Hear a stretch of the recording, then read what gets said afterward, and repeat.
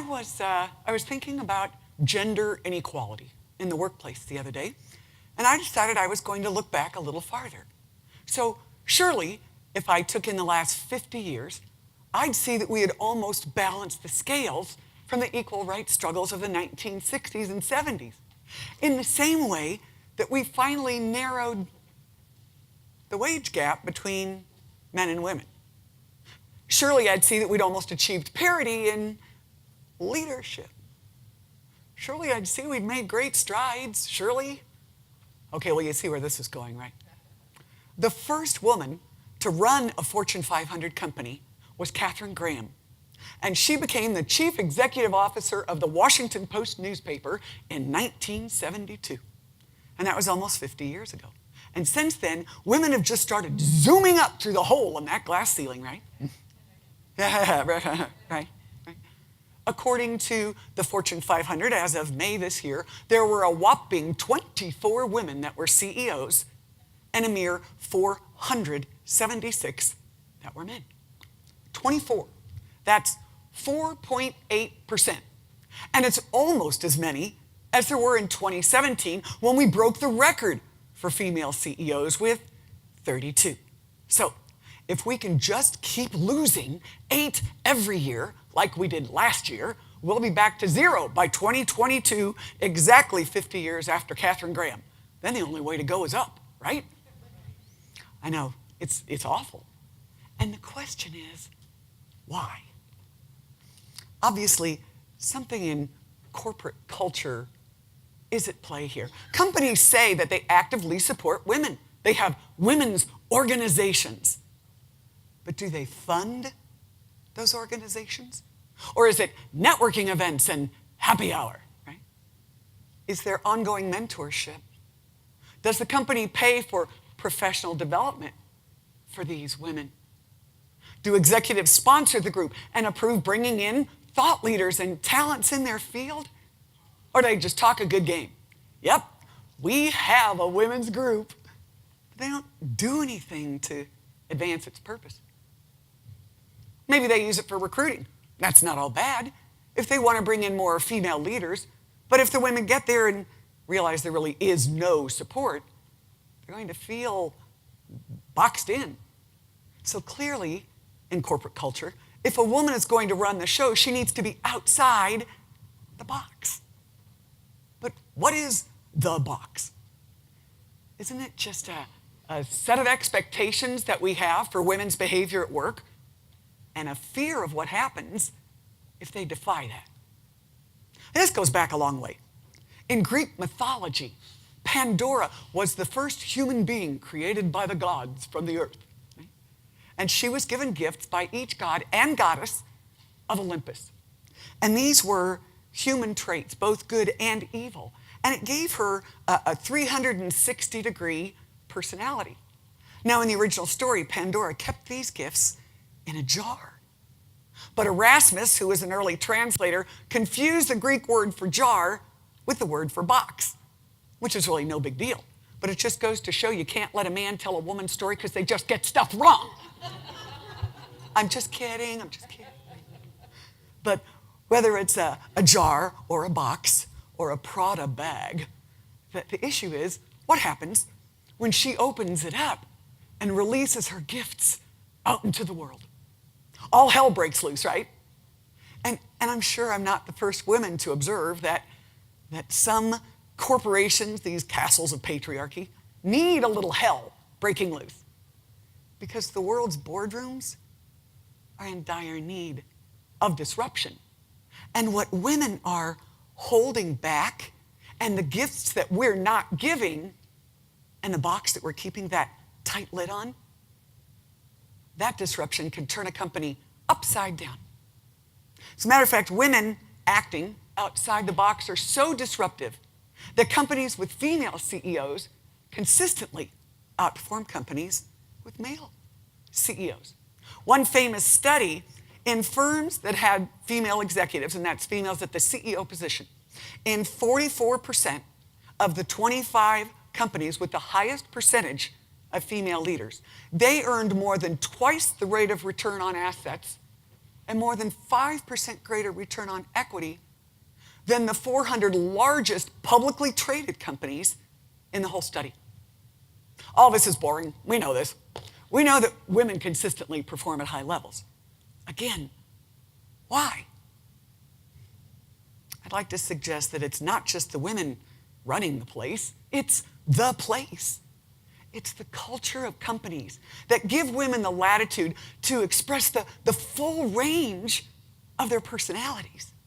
So these are companies that allow women not just to think, but to act outside the box.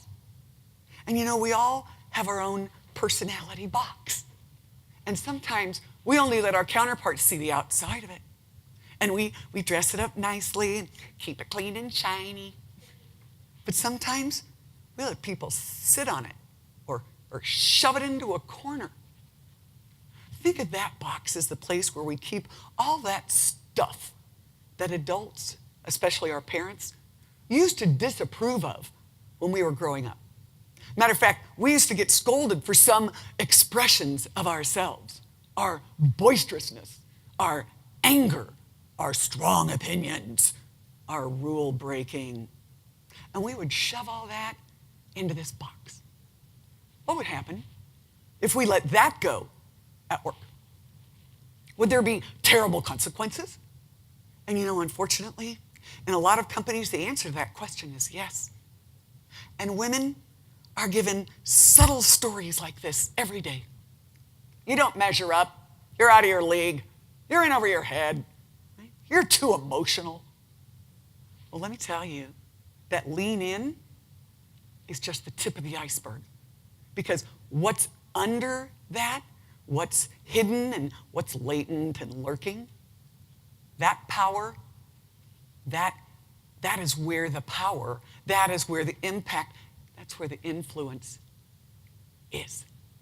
But to claim it, we have to let go of who we think we have to be at work. So I guess what I'm really saying is, stop being yourself. And I know I'm saying this at a time when authenticity is prized.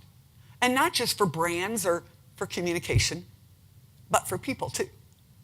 But what I'm saying is, beneath that idea of who you feel you have to be at work, there are other selves in you, right? Now, some of these you may not recognize because maybe you feel they're weaknesses, parts of you that haven't been developed yet. And some of these are selves that just don't come out at work. For instance, if you're a parent, how do you react when your teenager doesn't do that thing that you have asked them time and time and time again to do?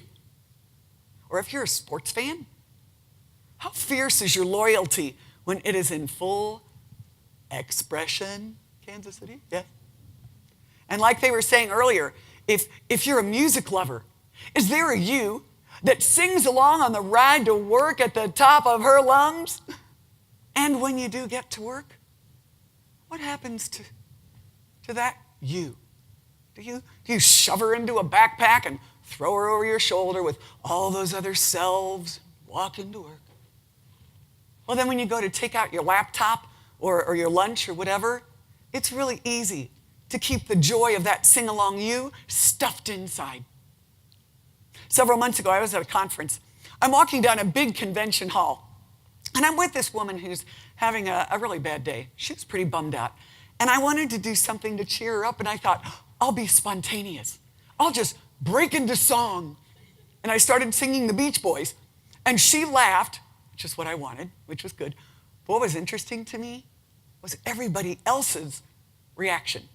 Some people acted like they did not see me. I'm 6 feet tall, I'm belting the Beach Boys, hello? Of course you see me, right? And some people, they were like, good job, yeah. And one woman came up to me and she said, you know, Barb, I never knew you could sing like that. You should really do that more often. Wouldn't it be nice if we were older and we didn't have to wait so long? And wouldn't it be nice to live together in the kind of world where we belong? Oh, wouldn't it be nice? Woo!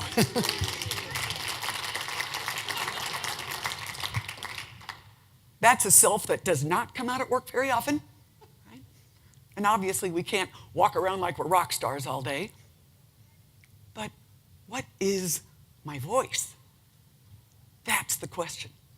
And if I were to ask people, what are you like? What would they say? Would they say, you're a nice person, you support the company, you play well with others, you've got a great attitude, and those are wonderful qualities. Don't ever lose those. But do you ever feel exploited for that? Do you ever feel like people just run right over you because they can? Do you ever feel like people just sit down on your dreams and ideas and squash them to death? Quit being yourself. Whoever you truly think you are at work, the opposite is probably true too.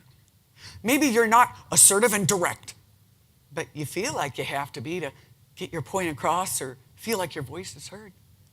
And maybe you are pretty straightforward and pretty direct, but you don't think you should be because those are qualities that are not really supported in women in the workplace. So what do you do? You know, my thought is that if it is a case of those things not being supported in the workplace, then sometimes you just have to go out on your own. And to me, the issue with this is, as you're going through your day-to-day, that you have to be yourself, right? And so as you look at this, you want to show all 365 degrees of your personality. And if all of this just seems like vague encouragement that isn't really actionable, then think about it in the third person. Instead of you, think of it as her, as that amazing woman. The woman who's your best friend, the woman who's your biggest fan, the woman who's got your back because you've been carrying her back there for so long. She's a woman, you know, who if she were running the place, it would be such a better place. Why don't you let her out with her excitement and her passion and her risk-taking and let her go after this job and the next and the next? It's all there in her. And who is she anyway? That's a question that we can ask and answer every day. Because beneath this facade of who we feel we have to be to navigate corporate power structures, and inside this self-contained self is that amazing woman. Who's going to step out when someone knocks on the top of that box and asks if she can come out to work? It's your decision. Value her uniqueness. And what about the little hers? What about your daughters, your sisters, your nieces, the little girls in your neighborhood? Start now and help them grow into strong, independent, and confident, caring young women who value all of their true hers, and let them know that their hers are wonderful and they're valuable, and build that bridge. Bring up other women too. Women of all ages, women of all faith, women of all ethnicities. Because if you care, that's what it's going to take. Because what we need to do is to work together to get her to the place where she belongs. And where is that? In the seat of the chief executive officer. Thank you so much. I'm Barb Teicher.